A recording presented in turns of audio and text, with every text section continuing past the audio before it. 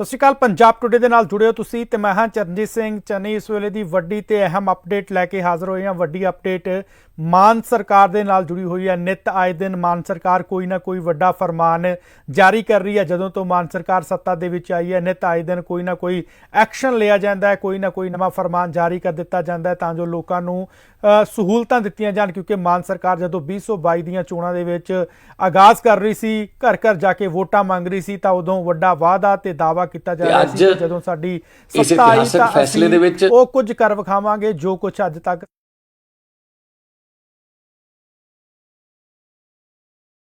ਬੋਰਵੈਲਾਂ ਨੂੰ ਲੈ ਕੇ ਜਿਹੜੇ ਖੁੱਲੇ ਬੋਰਵੈਲ ਨੇ। ਕਿਉਂਕਿ ਬੀਤੇ ਦਿਨ ਇੱਕ ਰਿਤਿਕ ਨਾਂ ਦਾ ਬੱਚਾ 6 ਸਾਲਾ ਇੱਕ ਖੁੱਲੇ ਬੋਰ ਦੇ ਵਿੱਚ ਡਿੱਗ ਜਾਣ ਕਾਰਨ ਇਸ ਦੁਨੀਆ ਤੋਂ ਰੁਸਤਕ ਹੋ ਗਿਆ ਸੀ। ਇਸ ਦੁਨੀਆ ਨੂੰ ਅਲਵਿਦਾ ਆਖ ਦਿੱਤਾ ਕਿ ਉਸ ਨੂੰ ਵੀ ਲੈ ਕੇ ਵੱਡਾ ਫੈਸਲਾ ਲਿਆ। ਤੇ ਦੂਜਾ ਫੈਸਲਾ ਕੋਆਪਰੇਟ ਬੈਂਕਾਂ ਨੂੰ ਲੈ ਕੇ ਲਿਆ ਹੈ ਕਿ ਕੋਆਪਰੇਟ ਬੈਂਕਾਂ ਦੇ ਉੱਤੇ ਜੋ ਕਰਜ਼ਾ ਸੀ ਉਸ ਨੂੰ ਲੈ ਕੇ ਮਾਨ ਸਰਕਾਰ ਵੱਲੋਂ ਵੱਡਾ ਫੈਸਲਾ ਲਿਆ। ਇਸ ਬਾਬਤ ਕੀ ਕੁਝ ਹੈ, ਇਸ ਫੈਸਲੇ ਦੇ ਵਿੱਚ ਕਿਹੜਾ ਪਟਾਰਾ ਮਾਨ ਸਰਕਾਰ ਵੱਲੋਂ ਖੋਲ੍ਹਿਆ ਗਿਆ, ਇਸ ਤਹਿਤ ਸਾਡੇ ਨਾਲ ਸਾਡੇ ਸਹਿਯੋਗੀ ਪੂਜਾ ਜੁੜ ਚੁੱਕੇ ਨੇ। ਪੂਜਾ ਜੀ, ਕਿਵੇਂ ਵੇਖਦੇ ਹੋ ਮਾਨ ਸਰਕਾਰ ਵੱਲੋਂ ਕੋਆਪਰੇਟ ਬੈਂਕਾਂ ਨੂੰ ਉੱਪਰ ਉਠਾਉਣ ਦੇ ਲਈ, ਉਹਨਾਂ ਦੇ ਕਰਜ਼ੇ ਨੂੰ ਕਿਤੇ ਨਾ ਕਿਤੇ ਥੱਲੇ ਲਿਆਉਣ ਦੇ ਲਈ ਇੱਕ ਵੱਡਾ ਸ਼ਲਾਘਾਯੋਗ ਕਦਮ ਕੀਤਾ ਗਿਆ। ਕਾਫੀ ਦੱਸਿਆ ਜਾ ਰਿਹਾ ਹੈ ਕਿ ਪੈਸਾ ਅਮਾਊਂਟ ਇਹਨਾਂ ਕੋਆਪਰੇਟ ਬੈਂਕਾਂ ਦੇ ਲਈ ਰੱਖਿਆ ਜਾ ਰਿਹਾ ਹੈ। ਕਿਵੇਂ ਵੇਖਦੇ ਹੋ ਇਸ ਫੈਸਲੇ ਤੇ?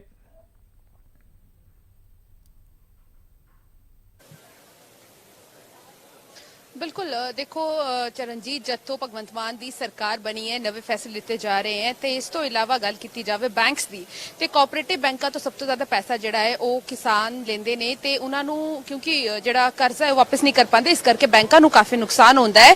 तो इसी चीज़ को देखते हुए मान सरकार ने फैसला लिता है। तो कोऑपरेटिव बैंकों को जो घाटा होया है उन्होंने पूरा करने के लिए फंड जारी किए हैं।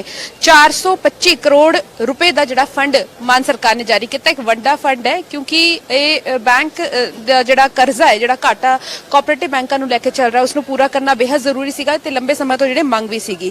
ਤੇ ਇਸੇ ਫੰਡ ਦੀ ਕਮੀ ਦੇ ਚਲਦੇ ਕਿਸਾਨਾਂ ਨੂੰ ਦਿੱਕਤ ਆ ਰਹੀ ਸੀ ਕਿਉਂਕਿ ਉਹਨਾਂ ਨੂੰ ਜਿਹੜਾ ਪੈਸੇ ਲੈਣੇ ਪੈਂਦੇ ਸੀ, ਲੋਨ ਲੈਣਾ ਪੈਂਦਾ ਸੀ ਤੇ ਕੋਆਪਰੇਟਿਵ ਬੈਂਕਾਂ ਤੋਂ ਲੋਨ ਲੈਣਾ ਆਸਾਨ ਹੁੰਦਾ ਸੀ। ਲੇਕਿਨ ਕਿਉਂਕਿ ਆਪ ਹੀ ਖੁਦ ਬੈਂਕ ਕਰਜ਼ੇ ਦੇ ਵਿੱਚ ਸੀ, ਘਾਟੇ ਦੇ ਵਿੱਚ ਸੀ, ਇਸ ਕਰਕੇ ਉਹ ਨਹੀਂ ਪੂਰਾ ਹੋ ਪਾਉਂਦਾ ਸੀ। ਤੇ ਹੁਣ ਮਾਨ ਸਰਕਾਰ ਨੇ ਫੈਸਲਾ ਲਿੱਤਾ ਹੈ ਤੇ ਕਿਸਾਨ ਜਥੇਬੰਦੀਆਂ ਨੇ ਜਦ ਮੀਟਿੰਗ ਵੀ ਕੀਤੀ ਸੀ ਮੁੱਖ ਮੰਤਰੀ ਦੇ ਨਾਲ, ਤਦ ਵੀ ਇਹ ਗੱਲ ਸਾਹਮਣੇ ਰੱਖੀ ਸੀ ਕਿ ਕੋਆਪਰੇਟਿਵ ਬੈਂਕਾਂ ਦੇ ਲਈ ਹਿਦਾਇਤਾਂ ਜਾਰੀ ਕੀਤੀਆਂ ਜਾਣ ਤੇ ਉਸ ਤੋਂ ਬਾਅਦ ਮਾਨ ਸਰਕਾਰ ਨੇ ਫੈਸਲਾ ਲਿਆ। ਇਸ ਤੋਂ ਇਲਾਵਾ ਇਹ ਜਿਹੜਾ ਫੈਸਲਾ ਹੈ ਕੋਆਪਰੇਟਿਵ ਬੈਂਕਾਂ ਦਾ ਜਿਹੜਾ ਕਿ ਮਾਨ ਸਰਕਾਰ ਨੇ ਲਿੱਤਾ ਹੈ, ਇਸ ਤੋਂ ਜਿਹੜਾ ਫਾਇਦਾ ਪਹੁੰਚੇਗਾ ਬੈਂਕਾਂ ਨੂੰ ਤੇ ਕਿਸਾਨਾਂ ਨੂੰ ਵੀ। ਕਿਉਂਕਿ ਤੁਸੀਂ ਦੇਖੋ ਕਿ ਪੰਜਾਬ ਜਿਹੜਾ ਹੈ ਖੇਤੀ ਪ੍ਰਧਾਨ ਸੂਬਾ ਹੈ ਤੇ ਇੱਥੇ ਕਿਸਾਨ ਜਿਹੜਾ ਹੈ ਕਰਜ਼ਾ ਜਿਹੜਾ ਲੈਂਦੇ ਹੈ ਆਪਣੀ ਫਸਲਾਂ ਨੂੰ ਲੈ ਕੇ ਜਾਂ ਆਪਣੀ ਖੇਤੀਬਾੜੀ ਦੇ ਲਈ, ਲੇਕਿਨ ਉਹ ਜਿਹੜਾ ਕਰਜ਼ਾ ਚੁਕਾ ਨਹੀਂ ਪਾਉਂਦੇ ਸੀ ਤੇ ਬੈਂਕ ਵੀ ਦੁਬਾਰਾ ਉਹਨਾਂ ਤੋਂ ਲੋਨ ਨਹੀਂ ਦੇ ਪਾਉਂਦੇ ਸੀ ਕਿਉਂਕਿ ਬੈਂਕ ਆਪ ਹੀ ਘਾਟੇ 'ਚ ਸੀਗਾ। ਤਾਂ ਉਸ ਨੂੰ ਲੈ ਕੇ ਮਾਨ ਸਰਕਾਰ ਨੇ ਇੱਕ ਵੱਡਾ ਫੈਸਲਾ ਲਿੱਤਾ ਹੈ ਜਿਸ ਵਿੱਚ 425 ਕਰੋੜ ਰੁਪਏ ਦੀ ਜਿਹੜੀ ਰਾਸ਼ੀ ਹੈ ਉਹ ਜਾਰੀ ਕੀਤੀ ਗਈ ਹੈ, ਫੰਡ ਦਿੱਤਾ ਗਿਆ ਹੈ ਕੋਆਪਰੇਟਿਵ ਬੈਂਕਸ ਨੂੰ। ਜੀ ਚਰਨਜੀਤ, ਦਿੱਤੀ ਜਾ ਰਹੀ ਹੈ, ਪਰੰਤੂ ਪੰਜਾਬ ਸਰਕਾਰ ਤਾਂ ਖੁਦ ਕਰਜ਼ੇ ਦੇ ਵਿੱਚ ਹੈ। ਕਰਜ਼ਾ ਲੈ ਕੇ ਸਰਕਾਰ ਜੋ ਕਰਜ਼ ਲਿੱਤਾ ਹੋਇਆ ਉਸ ਦਾ ਹੀ ਵਿਆਜ ਭਰ ਰਹੀ ਹੈ। ਕਿਤੇ ਨਾ ਕਿਤੇ ਇਸ ਦੇ ਵਿੱਚ ਲੱਗਦਾ ਹੈ ਕਿ ਮਾਨ ਸਰਕਾਰ ਕੋਲ ਕੋਈ ਬਲੂਪ੍ਰਿੰਟ ਹੈ ਇਹਨਾਂ ਕਰਜ਼ਿਆਂ ਨੂੰ ਵਾਪਸ ਕਰਾਉਣ ਦਾ, ਇਹਨਾਂ ਕੋਆਪਰੇਟ ਬੈਂਕਾਂ ਨੂੰ, ਇਹਨਾਂ ਕਿਸਾਨਾਂ ਨੂੰ ਉੱਪਰ ਚੱਕਣ ਦਾ। ਹਾਲਾਂਕਿ ਸੱਤਾ ਤੋਂ ਪਹਿਲਾਂ ਤਾਂ ਵੱਡੇ ਵਾਅਦੇ ਤੇ ਦਾਅਵੇ ਕੀਤੇ ਗਏ ਸਨ ਕਿ ਜਦੋਂ ਸੱਤਾ 'ਚ ਆਵਾਂਗੇ ਉਹ ਕੁਝ ਕਰ ਵਿਖਾਵਾਂਗੇ, ਜੋ ਕੁਝ ਅਜੇ ਤੱਕ ਨਹੀਂ ਹੋਇਆ। ਕਿਵੇਂ ਲੱਗਦਾ, ਕਿਵੇਂ ਵੇਖਦੇ ਹੋ ਇਸ ਫੈਸਲੇ ਦੇ ਨਾਲ? ਕੀ ਬਲੂਪ੍ਰਿੰਟ ਤਿਆਰ ਕੀਤਾ ਹੋਇਆ? ਕਿਸੇ ਵੱਡੇ ਅਧਿਕਾਰੀ, ਕਿਸੇ ਵੱਡੇ ਆਗੂ ਵੱਲੋਂ ਇਸ ਤੇ ਕੋਈ ਪ੍ਰਤੀਕਿਰਿਆ, ਕੋਈ ਬਿਆਨ ਦਿੱਤਾ ਗਿਆ?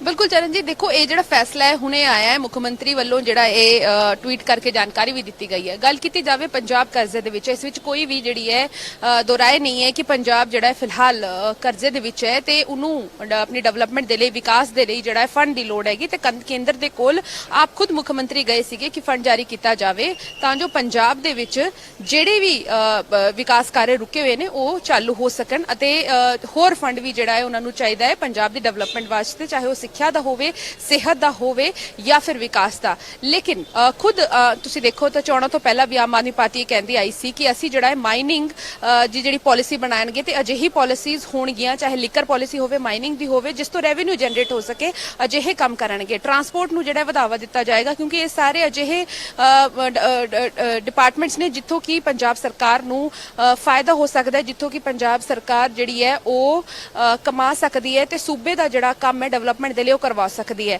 ਹਾਲਾਂਕਿ 425 ਕਰੋੜ ਰੁਪਏ ਦਾ ਜਿਹੜਾ ਅੱਜ ਫੰਡ ਰਿਲੀਜ਼ ਕੀਤਾ ਗਿਆ ਉਸ ਵਿੱਚ ਵੀ ਕੁਛ ਨਾ ਕੁਛ ਮਾਨ ਸਰਕਾਰ ਨੇ ਲਿਖਿਆ ਹੋਣਾ। ਹਾਲਾਂਕਿ ਨੋਟੀਫਿਕੇਸ਼ਨ ਆਣੀ ਬਾਕੀ ਹੈ ਕਿ ਆਖਿਰ ਕੀ ਕੁਛ ਇਸ ਵਿੱਚ ਕੀਤਾ ਗਿਆ ਹੈ, ਫੰਡ ਜਿਹੜੇ ਜਾਰੀ ਕੀਤੇ ਗਏ ਹੈ ਇਹ ਤਾਂ ਹਾਲੇ ਤੱਕ ਐਲਾਨ ਹੈ, ਲੇਕਿਨ ਇਸ ਦਾ ਜਿਹੜਾ ਫਾਈਨਲੀ ਪੇਪਰ ਤੇ ਜਦ ਆਏਗਾ ਕਿ ਆਖਿਰ ਕੀ ਕੁਛ ਉਸ ਆਰਡਰ ਦੇ ਵਿੱਚ ਹੈ ਇਹ ਤਾਂ ਆਉਣ ਵਾਲੇ ਜਦ ਆਰਡਰ ਪੜਨਗੇ ਤਾਂ ਹੀ ਪਤਾ ਲੱਗੇਗਾ। ਲੇਕਿਨ ਮਾਨ ਸਰਕਾਰ ਨੇ ਜੇਕਰ ਫੈਸਲਾ ਲਿੱਤਾ ਹੈ ਕਿਸਾਨਾਂ ਦੀ ਮੰਗਾਂ ਨੂੰ ਲੈ ਕੇ ਕੀਤਾ ਹੋਣਾ, ਕਿਉਂਕਿ ਤੁਸੀਂ ਦੇਖਿਆ ਹੋਣਾ ਕਿ ਪਿਛਲੇ ਦਿਨਾਂ ਉਹਨਾਂ ਨੇ ਧਰਨਾ ਵੀ ਦਿੱਤਾ ਸੀ ਤੇ ਹਾਲ ਫਿਲਹਾਲ ਦੇ ਵਿੱਚ ਉਹਨਾਂ ਨੇ ਬਾਰ-ਬਾਰ ਇਹੀ ਅਪੀਲ ਕੀਤੀ ਹੈ ਕਿ ਸਾਨੂੰ ਜਿਹੜਾ ਹੈ ਕਿਸਾਨੀ ਕਰਨੀ ਸੌਖੀ ਨਹੀਂ ਹੋ ਰਹੀ ਹੈ ਤੇ ਇਸ ਕਰਕੇ ਅਜਿਹੇ ਕੁਝ ਰਾਸਤੇ ਸਰਕਾਰ ਕੱਢਣ, ਐਸੇ ਅਜਿਹੇ ਕੁਝ ਵਿਕਲਪ ਕੱਢਣ ਤਾਂ ਜੋ ਜਿਹੜਾ ਆਪਣਾ ਉਹ ਕੰਮ ਕਰ ਸਕੇ ਤੇ ਹਰ ਇੱਕ ਨਵੀਂ ਤਕਨੀਕ ਦੀ ਗੱਲ ਬਾਰ-ਬਾਰ ਸਰਕਾਰ ਕਹਿੰਦੀ ਹੈ, ਲੇਕਿਨ ਉਸ ਨਵੀਂ ਤਕਨੀਕ ਦੇ ਲਈ ਕਿਸਾਨਾਂ ਨੂੰ ਪੈਸਿਆਂ ਦੀ ਲੋੜ ਪੈਂਦੀ ਹੈ ਤੇ ਉਹਨਾਂ ਦੇ ਕੋਲ ਆਪਣੇ ਇੰਨੇ ਪੈਸੇ ਨਹੀਂ ਬਚਦੇ ਕਿਉਂਕਿ ਫਸਲ ਉਹਨਾਂ ਦੀ ਸਸਤੀ ਜਾਂਦੀ ਹੈ ਤੇ ਇਹਨਾਂ ਚੀਜ਼ਾਂ ਨੂੰ ਲੈ ਕੇ ਉਹਨਾਂ ਨੂੰ ਲੋਨ ਤੇ ਡਿਪੈਂਡ ਹੋਣਾ ਪੈਂਦਾ ਹੈ ਤੇ ਲੋਨ ਤਦ ਹੀ ਲੈਣਗੇ ਜਦ ਬੈਂਕ ਦੇਣਗੇ ਤੇ ਕੋਆਪਰੇਟਿਵ ਬੈਂਕਸ ਦੇ ਕੋਲ ਜਦ ਆਪ ਹੀ ਪੈਸਾ ਨਹੀਂ ਹੋਏਗਾ ਤਾਂ ਕਿੱਥੋਂ ਜਿਹੜਾ ਹੈ ਕਿਸਾਨਾਂ ਨੂੰ ਲੋਨ ਦੇ ਸਕਦੇ ਨੇ ਤੇ ਅਜਿਹੇ ਦੇ ਵਿੱਚ ਇਹ ਫੈਸਲਾ ਲਿੱਤਾ ਗਿਆ। ਹਾਲਾਂਕਿ ਇਸ ਨੂੰ ਲੈ ਕੇ ਰੋਡ ਮੈਪ ਜ਼ਰੂਰ ਸਰਕਾਰ ਨੇ ਤਿਆਰ ਕੀਤਾ ਹੋਣਾ ਹੈ ਤਾਂ ਹੀ ਚਰਨਜੀਤ ਇੰਨਾ ਵੱਡਾ ਫੈਸਲਾ ਲਿੱਤਾ ਗਿਆ ਹੈ, ਕਿਉਂਕਿ ਤੁਸੀਂ ਇਸ ਤੋਂ ਪਹਿਲਾਂ ਦੇਖੋ ਕਿ ਹੋਰ ਵੀ ਕਈ ਵਾਅਦੇ ਮਾਨ ਸਰਕਾਰ ਨੇ ਕੀਤੇ, ਹੋਰ ਵੀ ਕਈ ਐਲਾਨ ਕੀਤੇ, ਲੇਕਿਨ ਨੋਟੀਫਿਕੇਸ਼ਨ ਹਾਲੇ ਤੱਕ ਕਿਸੇ ਦੀ ਵੀ ਸਾਹਮਣੇ ਨਹੀਂ ਆਈ ਹੈ। ਵਿਰੋਧੀ ਤਾਂ ਇਹ ਵੀ ਕਹਿੰਦੇ ਨੇ ਕਿ ਜਦ ਤੋਂ ਮਾਨ ਸਰਕਾਰ ਬਣੀ ਹੈ ਤਦ ਤੋਂ 8000 ਕਰੋੜ ਰੁਪਏ ਦਾ ਜਿਹੜਾ ਹੈ ਕਰਜ਼ਾ ਹੋਰ ਚੜ ਚੁੱਕਿਆ ਹੈ। ਹਾਲਾਂਕਿ ਦੂਜਾ ਵੱਡਾ ਫੈਸਲਾ ਇਹ ਵੀ ਲਿਆ ਗਿਆ ਬੀਤੇ ਦਿਨ ਬੋਰਵੈਲ ਦੇ ਵਿੱਚ ਇੱਕ ਬੱਚਾ ਡਿੱਗ ਜਾਂਦਾ ਹੈ ਜਿਸ ਦੀ ਮੌਤ ਹੋ ਜਾਂਦੀ ਹੈ। ਉਸ ਤੋਂ ਬਾਅਦ ਪ੍ਰਸ਼ਾਸਨ ਵੱਲੋਂ ਕਾਫੀ ਮਸ਼ੱਕਤ ਤਾਂ ਕੀਤੀ ਜਾਂਦੀ ਹੈ, ਹਾਲਾਂਕਿ ਸੀਐਮ ਭਗਵੰਤ ਮਾਨ ਵੱਲੋਂ ਵੀ ਮੁਆਵਜ਼ਾ ਰਾਸ਼ੀ 2 ਲੱਖ ਦੇਣ ਦਾ ਐਲਾਨ ਕੀਤਾ ਜਾਂਦਾ ਹੈ ਤੇ ਜਿਸ ਵਿਅਕਤੀ ਦਾ ਉਹ ਬੋਰਵੈਲ ਖੁੱਲਾ ਸੀ, ਜਿਸ ਦਾ ਖੇਤ ਸੀ, ਉਸ ਤੇ ਵੀ ਪਰਚਾ ਦਰਜ ਕੀਤਾ ਗਿਆ। ਇਸ ਨੂੰ ਲੈ ਕੇ ਕਿਵੇਂ ਵੇਖਦੇ ਹੋ ਕਿ ਮਾਨ ਸਰਕਾਰ ਵੱਲੋਂ ਕੀ ਤਿਆਰੀ ਖਿੱਚੀ ਗਈ ਹੈ ਕਿ ਪੰਜਾਬ ਦੇ ਵਿੱਚ ਕੋਈ ਵੀ ਬੋਰਵੈਲ ਖਾਲੀ ਤੇ ਖੁੱਲਾ ਨਾ ਰਹੇ? ਜੀ